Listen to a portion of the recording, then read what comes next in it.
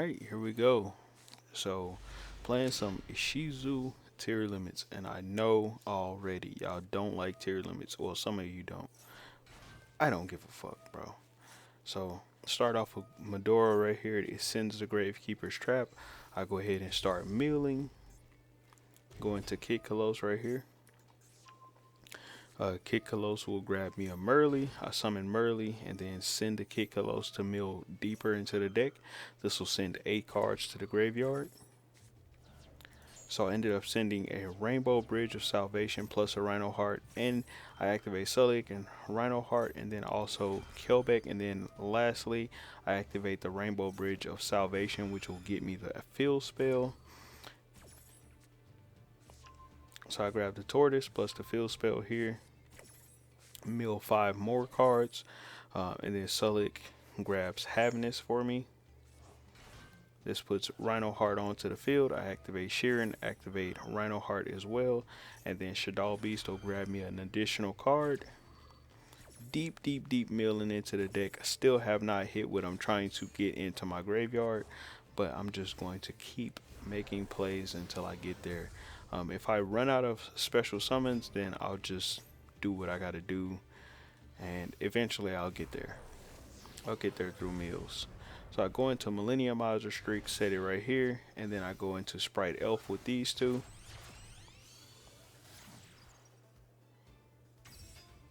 Activate the field spell right here, grab Haviness. Put these two out to go into an Abyss Dweller since I did not get a chance to get out one of my Exchange of Spirits into my graveyard. So then that way I can stop my opponents from being able to activate any graveyard effects on their side of the field. In which they're not even really playing a deck that does graveyard effects, but let's take a look at what all we have set up right here. So from the beginning, y'all saw I got the Keldo and the Medora in my graveyard. Also, I'm holding on to a Fairy Tale Snow with the Abyss Dweller, so I'll release this Fairy Tale Snow to be able to activate the Abyss Dweller. My opponent cannot stop that Abyss Dweller with something like Imperm because I am activating Abyss Dweller under one of the Sprite Elf arrows, so it's untargetable.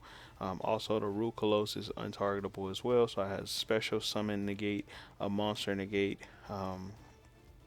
a way to stop my opponent from being able to activate any graveyard, 2 shufflers plus a monster that can flip stuff face down, Sprite Elf which can revive a level 2 which will be Merly, to mill 3 more cards.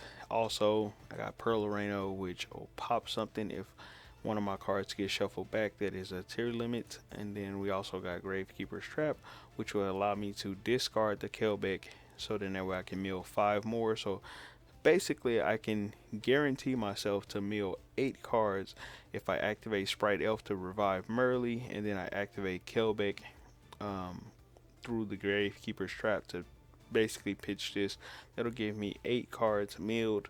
I also have Haviness in my hand, so if they activate a monster effect on the field, I can also activate Haviness and then mill 3 more cards.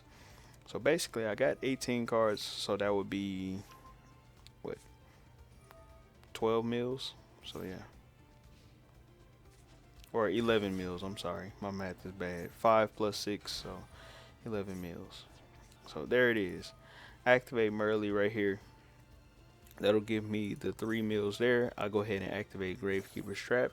This will give me an additional 3 more mills, or 5 mills I mean, because I send the Kelbeck, and then I grab another Kelbeck which will spin back a monster, so now I can send a monster from their field back into their hand once they special summon, and then I put Gravekeeper's Trap right back onto the field all over again. And he is under Dweller right now.